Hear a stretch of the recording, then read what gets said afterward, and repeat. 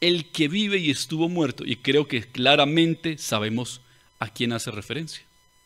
Que comienza diciendo, y ya hemos hecho este apunte como David lo hizo, por ejemplo, hace 8 días, el subtítulo que trae el Salmo y dice al director musical: sígase la tonada de la gacela de la aurora, Salmo de David, que cuando exploramos otras versiones como la versión Reina Valera 1960, dice algo así al principio, no lo recuerdo en este momento, pero dice algo como que sígase la tonada o sígase algo en una frase que aparece para nosotros extraña, dice algo así como Ajelet, Ha Sahar, que esto puede referirse a un tipo de melodía e incluso a un instrumento, pero que también puede identificarse como un salmo matutino, un salmo que se usa para la meditación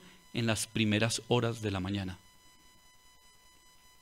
Pero además, que está escrito, insisto, para ser cantado o recitado no solamente en las primeras horas de la mañana, sino que tienen el enfoque y recrean sufrimiento, pero recrean también redención.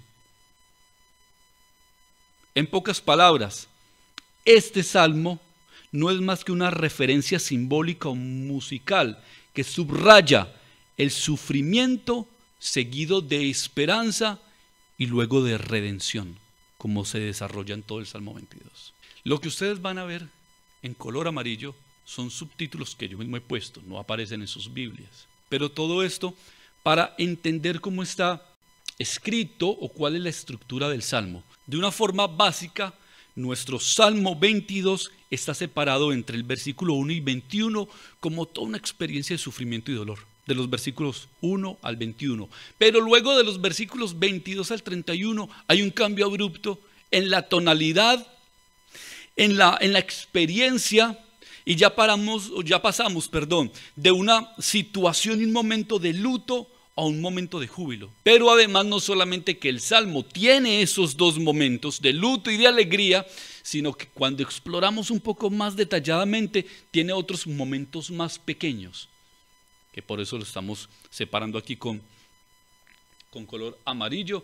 Y estos que están en color rojo son simplemente textos paralelos que están en el Nuevo Testamento y citan o refieren a situaciones entonces que el Señor Jesucristo vivió en la cruz del Calvario. Y empieza diciendo: Dios mío, ¿por qué me has abandonado? Lejos estás para salvarme, lejos de mis palabras de lamento. Dios mío, clamo de día y no me respondes, clamo de noche y no hallo reposo. Y a esto es lo que nosotros hemos titulado como un grito de angustia. Pero ese grito de angustia se basa, según este par de versículos, en la experiencia que el salmista, pero que en el tiempo postrero el Señor Jesucristo vivían a causa de sentirse abandonados y sin respuesta.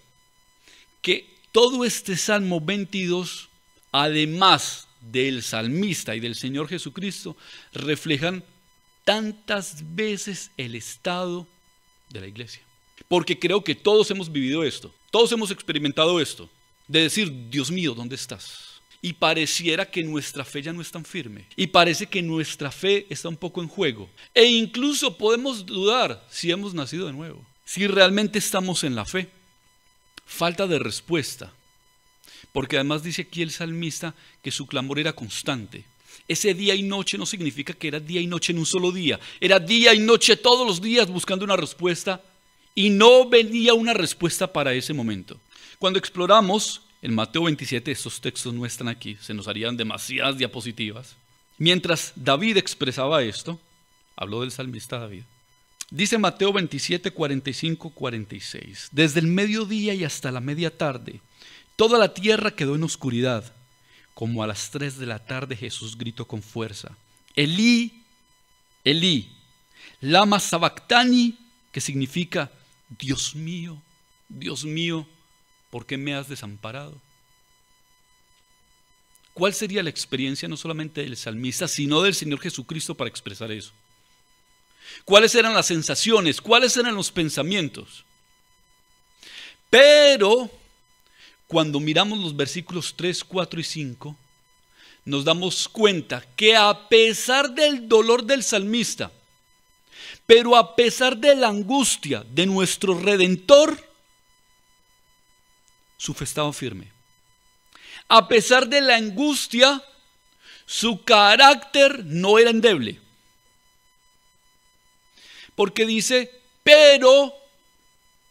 a pesar de mi angustia, yo sé que tú eres santo. Y no solamente que eres santo, yo sé que tú eres rey. Pero además también sé y recuerdo que tú eres la alabanza de Israel. En otras versiones diría, tú estás sentado sobre las alabanzas de Israel. Alguna otra versión dice, tú habitas en medio de las alabanzas de Israel. Y sé que tú eres santo y eres rey. ¿Por qué? Porque en ti confiaron nuestros padres y tú los libraste. Clamaron y tú los salvaste. Se apoyaron en ti y no los defraudaste. Así que claramente el problema no es la angustia, sino en olvidar la fidelidad de Dios. Que si Dios fue fiel con los primeros creyentes, con los primeros hombres, con los discípulos en la época de Jesús, seguirá siendo fiel con nosotros porque Él no hace acepción de personas y porque Él no cambia. Por eso decimos aquí, tenemos este subtítulo de santificar al Señor. En este contexto, santificar al Señor no habla de pasar al Señor de un estado de inmundicia a un estado de santidad.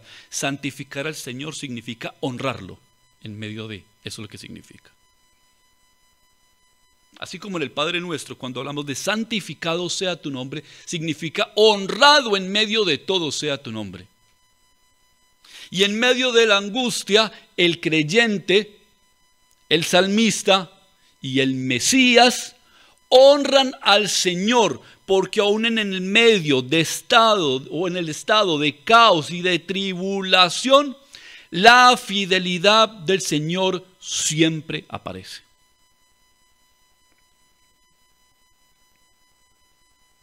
Ahora, dice estos versículos del 6 al 8, pero yo, gusano soy y no hombre. La gente se burla de mí, el pueblo me desprecia. Cuantos me ven se ríen de mí. Lanzan insultos meneando la cabeza. Este confía en el Señor, pues que el Señor lo ponga a salvo. Ya que en Él se deleita, que sea Él quien lo libre. Y hay que estar muy atentos a este versículo 8. Porque este versículo 8 es la confirmación de que Jesucristo estaba en la plena voluntad del Padre. Porque decían estos, a manera de burla, estaban buscando que si este que estaba en la cruz, era certificado como el Mesías, pues sea Él quien lo libre. Y efectivamente la resurrección confirmó que Dios no solamente lo liberaba, sino que Él era el Mesías prometido. Una experiencia de humillación, ¿sí? Y una experiencia de humillación a la cual la iglesia debe estar consciente que se tiene que someter en esta tierra. Porque alguien decía alguna vez que si Cristo llevó sobre sí una corona de espinas, ¿cuál sería la razón para que nosotros como iglesia llevemos una corona de flores o de rosas? Ahora, cuando miramos los versículos 9 y 10, dice, pero tú me sacaste del vientre materno, me hiciste reposar confiada en el regazo de mi madre. Mire que vuelve otra vez, después de ese estado de angustia, a recordar la fidelidad de Dios. No solamente, como ya se había mencionado, librando al pueblo y a nuestros padres, a nuestros antepasados en tiempos de angustia, sino que dice, tú me sacaste del vientre materno, me hiciste reposar confiado en el regazo de mi madre, fui puesto a tu cuidado desde antes de nacer, desde el vientre de mi madre mi Dios, ¿qué? Eres tú. Y dice que este no es más que un remedio espiritual recurrente en los salmos para llenar la mente de recuerdos de la fidelidad pasada de Dios, para asegurarnos de su fidelidad presente. Porque el Mesías, en el estado de sufrimiento, recordaba que de parte del Padre Él era el elegido para salvar. Él era el elegido para salvar y hoy es el elegido para reinar eternamente. Para reinar perpetuamente. Y para que sus redimidos reinen juntamente con Él y tengan parte con Él. ¿Sí? Y no solamente recuerda entonces que Él, desde antes de la fundación de todas las cosas, había sido elegido para esto, sino que el Padre cuidaría de Él permanentemente. Todos los días y en todos los momentos, de aflicción o de profundo gozo. Ahora miramos estos versículos del 11 al 13. No te alejes de mí porque la angustia está cerca y no hay nadie que me ayude.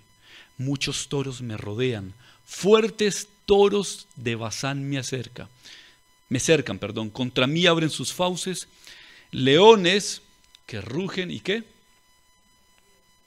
Y desgarran su presa. Dice algún comentario que esta metáfora acerca de mencionar a toros y toros de Basán y mencionar a leones, se usa esta metáfora porque todos ellos habían o mostraban la fiereza del enemigo en contra del elegido de Dios. ¿Sí?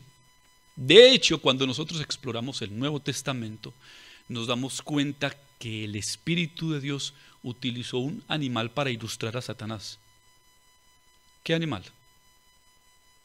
Dice la palabra que Satanás, que el diablo anda como león rugiente buscando a quien devorar.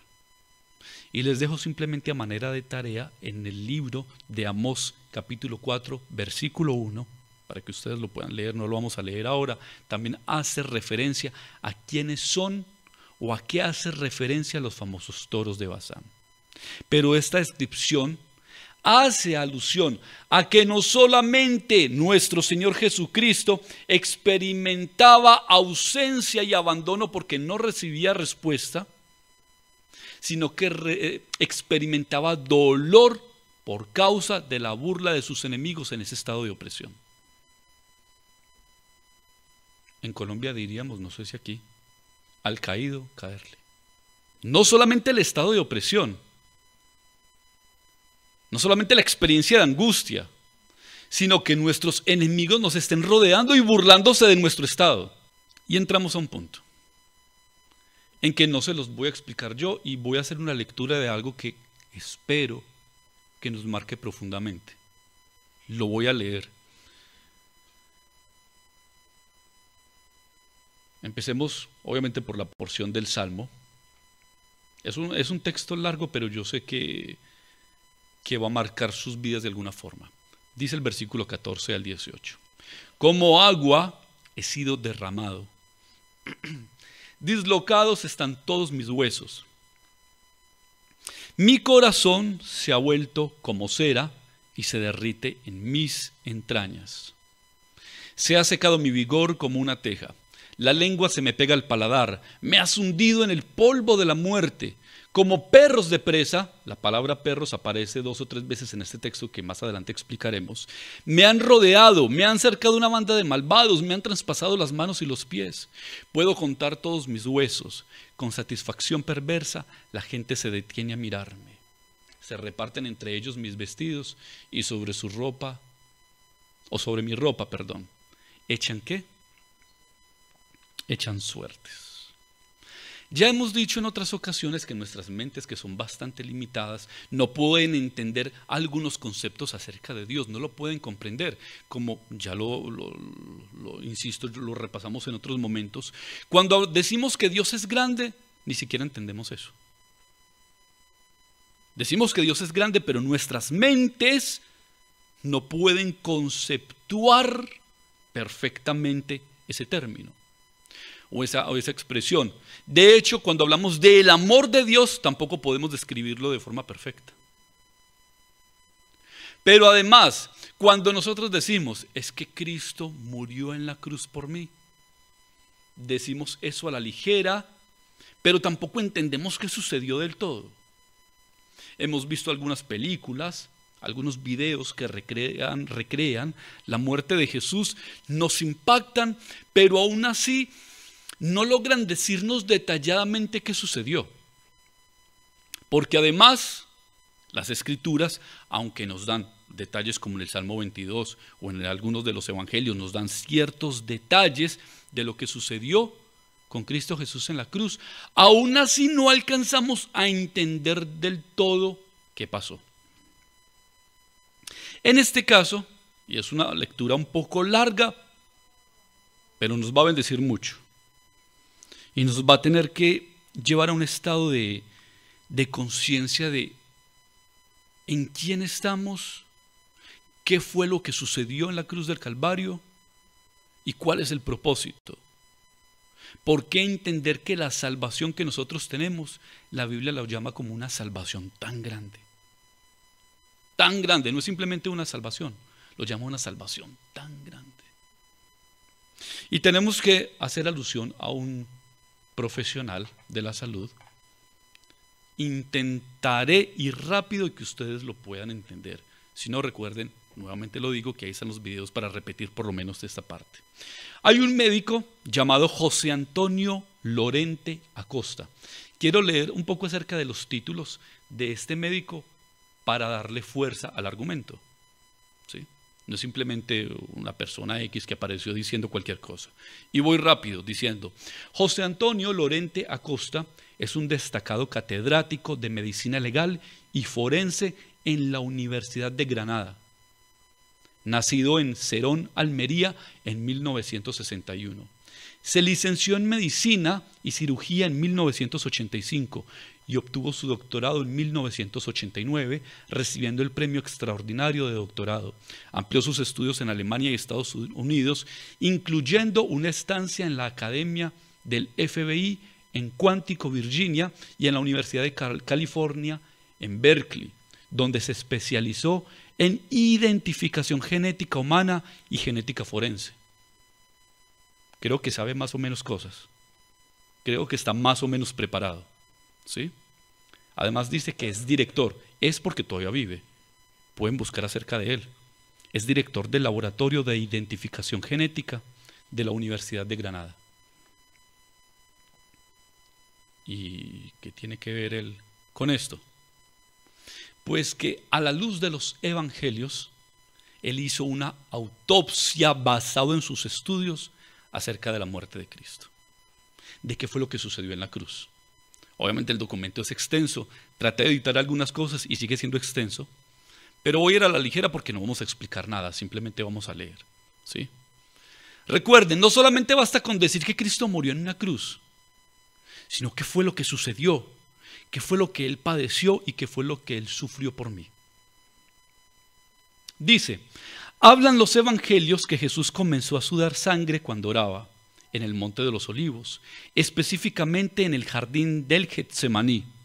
Esta situación es una condición médica llamada hematidrosis, que no es común, pero suele darse cuando hay un alto porcentaje de sufrimiento psicológico. Parece ser que la ansiedad severa hace provocar una secreción de químicos que rompen los vasos capilares en las glándulas sudoríparas. Por tal condición se presenta una cantidad de sangrado en las glándulas y el sudor sale mezclado con sangre. Esto provoca que la piel quede frágil, de modo que cuando Jesús fue flagelado, su piel ya estaba muy sensible. El acto de flagelación o las flagelaciones romanas eran conocidas por ser terriblemente brutales, ya que de una manera general consistían en 39 latigazos.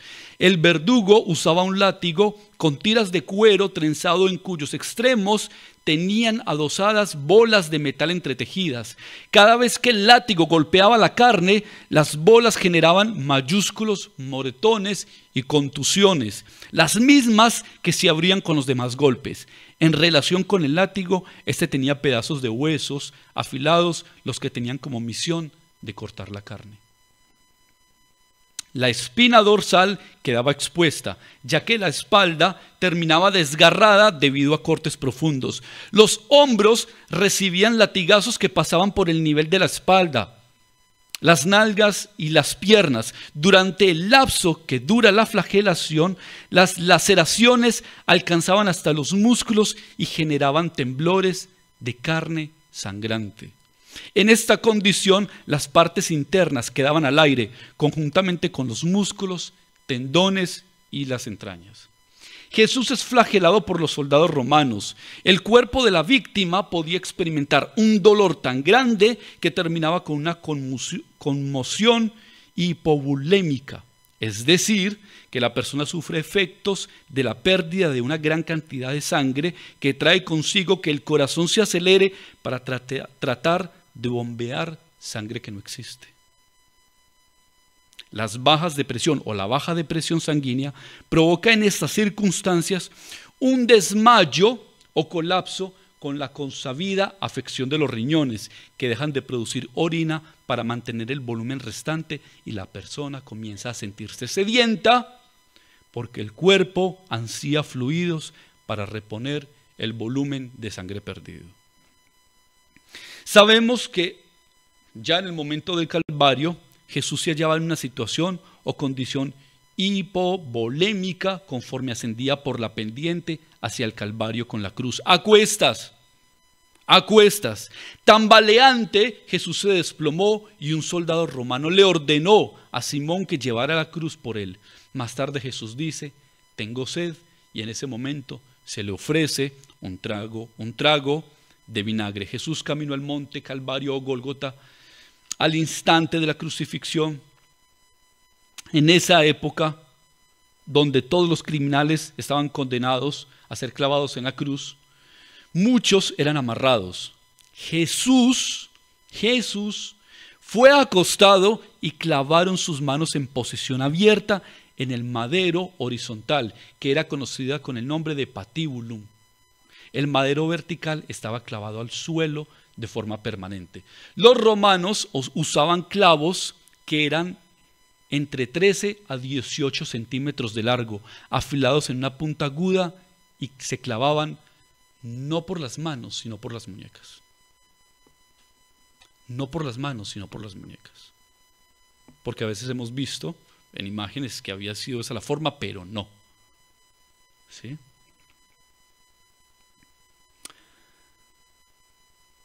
Dice, el nervio mediano era atravesado. Este nervio es el nervio mayor que sale de la mano y quedaba triturado por el clavo que lo martillaba. Este dolor es el similar al que uno siente cuando se golpea accidentalmente el codo. ¿Ha experimentado ese dolor? Y se da en ese huesito, en el nervio llamado cúbito. Pero ahora imagínate, dice el médico, tomar un par de pinzas y presionar hasta triturar ese nervio. Ese dolor es similar al que Jesús experimentó. Al romper ese tendón y por tener sus muñecas clavadas, Jesús fue obligado a forzar todos los músculos de su espalda para poder respirar. El dolor era tan insoportable que literalmente no existían palabras para describirlo. Se tuvo que inventar una nueva palabra llamada excruciante, que significa de la cruz, para describir semejante dolor. Cuando Jesús fue alzado para unir el madero con el poste vertical, se procedió a clavarle los pies.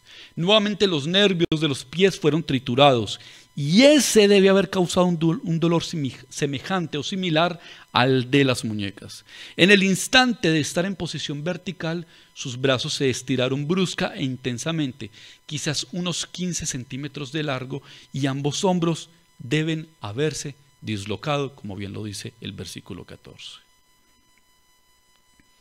Dice, cuando la persona está colgada en posición vertical, la muerte es lenta, muy dolorosa y terriblemente agonizante por asfixia, debido a que la presión ejercida en los músculos pone el pecho en la posición de inhalación. Para poder exhalar, en principio, el individuo debe apoyarse en sus pies, que para ese instante estaban fijos con clavos en el madero para que los músculos tensionados se alivien por un instante al menos. Cuando esto se hacía, el clavo desgarraba el pie hasta que quedaba fijado en los huesos tristianos. Después de este enorme esfuerzo para exhalar, la persona podría relajarse en cierta forma y descender para intentar inhalar otro bocado de aire. Este drama lo repetiría mientras tuviera vida para exhalar. Además que fue un padecimiento de 3 horas. ¿Sí? Sigo, voy a tratar de ser un poco más breve. Dice, una persona a medida que reduce el ritmo respiratorio pasa a una etapa que se conoce con el nombre de acidosis respiratoria. El dióxido de carbono de la sangre se diluye como ácido carbónico, lo que causa un aumento de acidez de la sangre. Esta situación conlleva en cuestión de un corto periodo a un pulso irregular. Es claro mencionar que al sentir que su corazón latía en forma errática, Jesús hubo de darse cuenta de que estaba a punto de morir, y es entonces que pudo decir, Padre, en tus manos encomiendo mi espíritu, y murió luego de un paro cardíaco. ¿Sí? Dice, el corazón de Jesús que es traspasado, por aquellos tiempos, los soldados quebraban las piernas de los crucificados para acelerar la muerte. Usaban para ello una especie de lanza romana para descolgar los huesos de la parte inferior de las piernas. Esta acción impedía que las personas o que la persona empujara hacia arriba con las piernas para poder respirar. Sin este movimiento, la muerte llegaba en poco tiempo. Leemos en el Nuevo Testamento que los huesos de Jesús no fueron quebrados o rotos como sí ocurrió con los otros crucificados. Esto sucedió porque los soldados confirmaron que Jesús había muerto. Jesús había para ese momento muerto. También hay que mencionar las terribles humillaciones que sufrió por el desprecio y las miles de burlas, cargando su propia cruz, ya después de su cuerpo maltratado y adolorido, por casi 2 kilómetros y arrastrando una cruz que pesaba 30 kilos.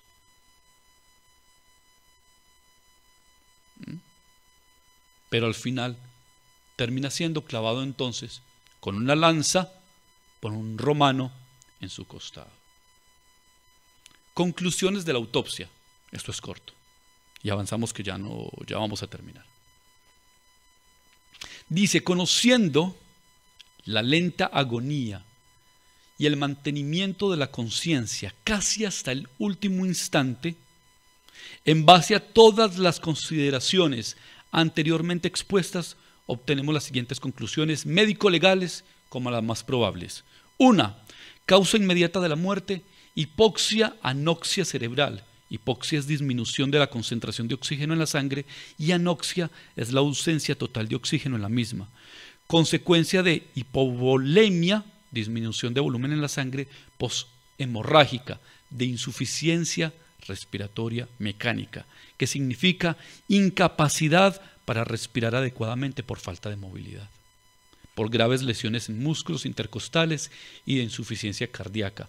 2. Causa fundamental de la muerte, múltiples heridas inciso-contusas, equimosis, erosiones, excoriaciones y hematomas en la parte anterior y posterior del tronco. Origen de la muerte, criminal. Fue un asesinato. Y dice que así termina de manera concluyente esta autopsia al cuerpo de Jesús. ¿Qué les parece?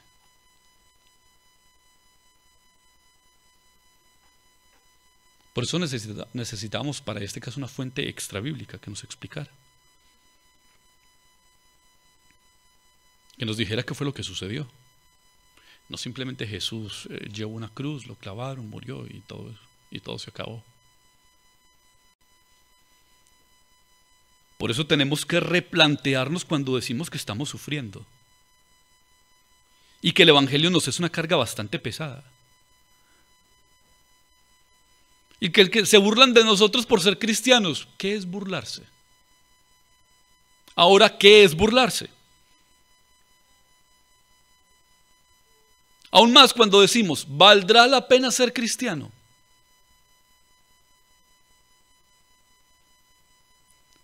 Si eso pensamos nosotros con respecto al santo, ¿cómo debería haber, según nuestro pensamiento, haber pensado el santo con respecto a nosotros que éramos unos inmorales,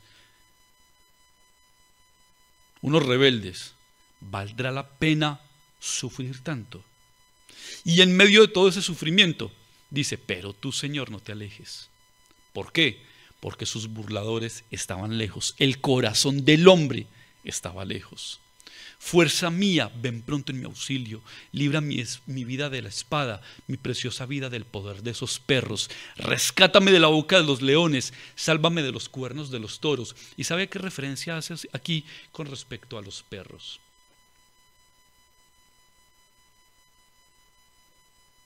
Cuando nosotros examinamos en el Nuevo Testamento, Filipenses 3:2, nos damos cuenta de una exhortación de Pablo de cuidarnos de un grupo de personas a quien les da tres denominaciones.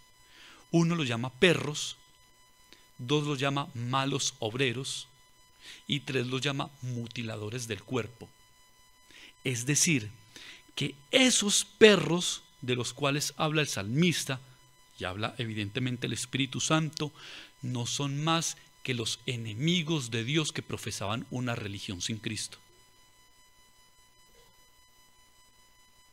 Que los victimarios del Señor no eran más que los judíos que menospreciaron al que se les había prometido.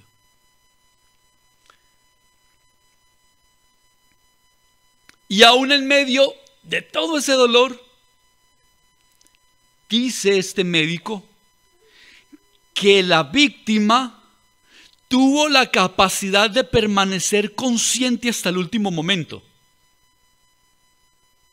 Y consciente en el último momento mostró su carácter divino, la fuerza de Dios, el poder del Espíritu Santo, con todas las dolencias, para que pudiera decirse: proclamaré tu nombre a mis hermanos, en medio de la congregación te alabaré. Está haciendo una promesa o un voto por causa de la fe que habitaba en él, porque él sabía, no era una simple esperanza, estaba convencido que su dolor era temporal, pero que luego experimentaría una resurrección gloriosa. Y dice: alabad al Señor los que lo teméis, honradlo, descendientes de Jacob, veneradlo, descendientes de Israel, porque él no desprecia ni tiene en poco el sufrimiento del pobre, no esconde de él su rostro. Cuando habla que él no tiene en poco el sufrimiento del pobre, está hablando de él mismo. No está utilizando ese término de una forma general, está hablando de él. Dice que él no le despreció, que el Padre no le despreció y que no tuvo en poco su sufrimiento. Que no escondió de él su rostro, sino que lo escuchó cuando él estaba clamando.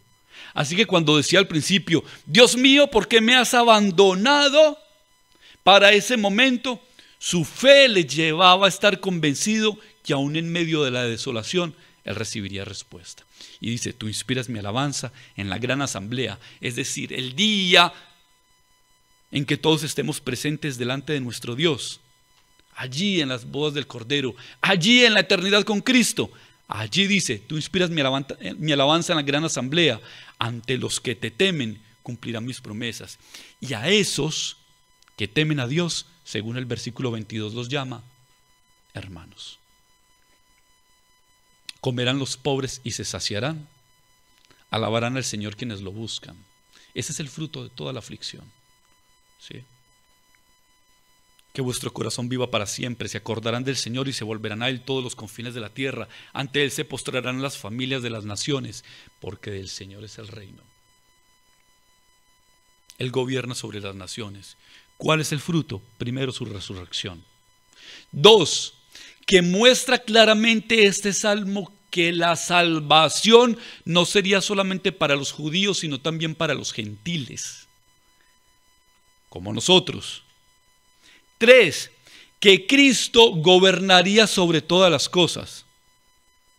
Pero además, según el versículo 31, o según el versículo 30 y 31, que los muchos que serían o seríamos rescatados, le serviríamos proclamando a otros el nombre y las obras de nuestro Dios. Un comentario y una aplicación. Este comentario nace de una mujer llamada Elizabeth Barrett Browning. Esta mujer era cristiana además, pero poeta. Y acerca del Salmo 22 simplemente escribió este pequeño extracto. Abandonado. Dios separarse podía de su propia esencia, y el pecado de Adán quitado entre el Hijo justo y el Padre. Sí, una vez sonó el grito huérfano de Emanuel, y subió solo y sin eco. Dios mío, desamparado estoy. Subió de sus santos labios, en medio, su creación perdida, para que jamás ningún creyente tales palabras tuviera que usar. ¿Qué palabras? Para que nosotros no volvamos a decir, no tuviésemos que replicar y decir, estoy desamparado. Cristo lo experimentó por nosotros. Aplicación. ¿Y qué mejor aplicación que en las Escrituras? El autor del libro de Hebreos nos exhorta diciendo: fijemos la mirada en Jesús, el iniciador y perfeccionador de nuestra fe, quien por el gozo que le esperaba soportó la cruz, menospreciando la vergüenza que ella significaba, y ahora está sentado a la diestra o a la derecha del trono de Dios. Así pues, considerad a aquel que perseveró frente a una oposición por parte de los pecadores, para que no os canséis ni perdáis el ánimo. Para que no se cansen ni pierdan ¿qué? ¿En qué momento? Cuando estemos en oposición, cuando estemos en situaciones muy difíciles. Siempre el foco es Jesús. Siempre la mirada debe estar fija en Jesús.